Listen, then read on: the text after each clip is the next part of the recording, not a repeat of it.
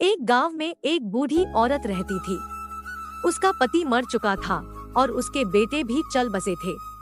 उसका इस दुनिया में कोई नहीं था। रिश्तेदारों के नाम पर बस एक भतीजा था।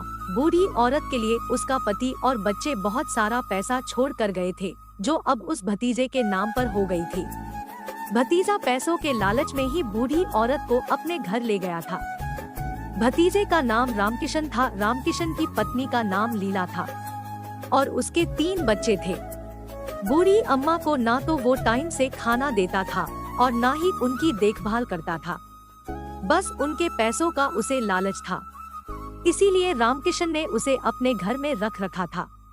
रामकिशन के दोनों बच्चे भी बूढ़ी अम्मा को बहुत परेशान करते थे। कभी उसके ऊपर पानी डालते तो कभी उसे नोचते थे।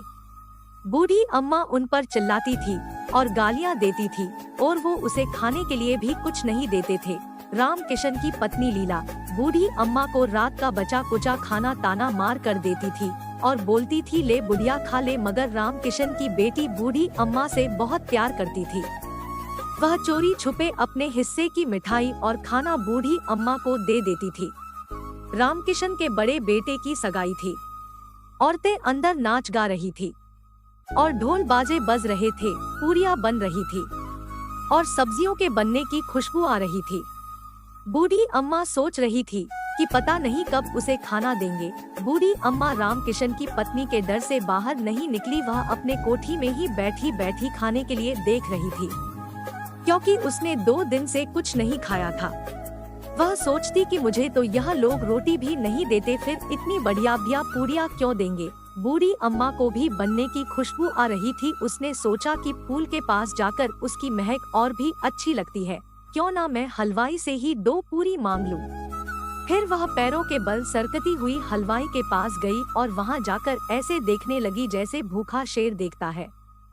बूढ़ी अम्मा हलवाई से कुछ कहने ही वाली थी कि उसने देखा रामकिशन की पत्नी लीला कभी इधर जाती कभी उधर जाती, कभी हलवाई के पास आती कभी कहीं और बोलती, खाना बन गया है या नहीं। सब खाने का इंतजार कर रहे थे।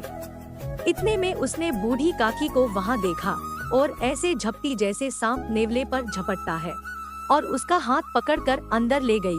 बोली, तुम्हारा पेट है या कुआं चैन से बैठा नहीं जाता? अभी तक भगवान को भोग भी नहीं लगा और मेहमानों ने भी खाना नहीं खाया, और तुम खाना खाने के लिए बाहर कैसे आई? बूढ़ी अम्मा ना कुछ बोली ना रोई, चुपचाप खिसकती हुई अपनी कोठरी में चली गई। भोजन तैयार हो गया। सब मेहमान खाना खाने लगे, कुछ अंदर कुछ बाहर। बूढ़ी अम्मा अपनी कोठरी में चली गई। बोली, में बाहर क्यों गई थी? मैंने बेकार में उसे गुस्सा दिला दिया। अब वह मुझे खाना भी नहीं देगी। उसके पेट में वह पूरियों की खुशबू बार बार आ रही थी। वह सोच रही थी कि अब प्लेटें लग गई होंगी, अब मेहमान खाना खाने लग गए होंगे, अब तिलक की रस्म भी शुरू हो गई होगी। बूढ़ी अम्मा ने सोचा, बाहर जाकर देखती हूँ, अब तो सब लोग चले गए होंगे। उससे रहा नहीं गया और वो वैसे ही दोबारा सरकती हुई बाहर आ गई। उसने आकर देखा तो कोई उंगलियां चाट रहा था, तो कोई दही पी रहा था, तो कोई पूरियां खा रहा था, और सब लोग बूढ़ी अम्मा को देख रहे थे और बोले, अरे यह बुढ़िया कहाँ से आई है? इतने में रामकिशन ने अम्मा को देख लिया। देखते ही उसने पूरियों की थाली नीचे गिरा दी और गुस्से में बोला, तू यहाँ क्यों आई है? और घसीटते हुए वापस कोठरी में ले गया। रामकिशन की बेटी लाडली यह सब देख रही थी। उसे बड़ा दुख हुआ। वो चिल्लाई और बोली, अगर मेहमानों से पहले अम्मा खा लेंगी तो क्या बिगड़ जाएगा? यह मेहमान भी तो खाना खा रहे हैं। पर वह अपने माता पिता के डर से और कुछ ना कर पाई। उसने अपने हिस्से की पूरियां एक बर्तन में रख दी कि बाद में अम्मा को दे देगी। सब मेहमान चले गए। रात में उसकी माँ और पिता भी सो गए। तब वह चुपके से उठी और अम्मा की तरफ जाने लगी। जब रामकिशन अम्मा को घसीटते हुए लाया था तो उसके हाथ पैरों में पत्थर से चोट लग गई थी और वह बेहोश हो गई थी। उसे कुछ याद नहीं था। अब अम्मा को थोड़ा बहुत होश आया तो इतने में बूढ़ी अम्मा को किसी की आने की आवाज सुनाई दी। उसने कहा, कौन है? लाडली बोली, अम्मा मैं हूँ, आपके लिए खाना लाई हूँ। वर्टिकल बार बूढ़ी अम्मा बोली, तुम्हारी माँ ने दिया है? कहा, नहीं, यह तो मेरे हिस्से की पूरियां हैं। उसमें सिर्फ 4 ही पूरी थी। अम्मा ने उसे जल्दी जल्दी खाई। पूरियां खाकर उसे और भूख लगने लगी। अम्मा बोली और ले आओ। लाडली ने कहा अब तो माँ मुझे मारेगी। तो अम्मा ने कहा मुझे वहाँ ले चलो जहाँ सब मेहमानों ने खाना खाया था। लाडली अम्मा को वहाँ ले गई। वहाँ अम्मा झूठे बर्तनों से पूरियाँ उठा उठा कर थोड़ी बहुत खाने लगी और बची सब्जी चाटने लगी। अम्मा सोच रही थी कि मैं यह सब क्या कर रही हूँ। अगर आज इन लोगों ने मुझे खाना दे दिया होता तो शायद मैं झूठे बर्तन ना चाट रही होती। इतने में लीला की आँख खुल गई। उसने देखा कि उसकी बेटी लाडली वहाँ नहीं है। उसने इधर उधर देखा, फिर देखा कि लाडली झूठे बर्तन के पास खड़ी है।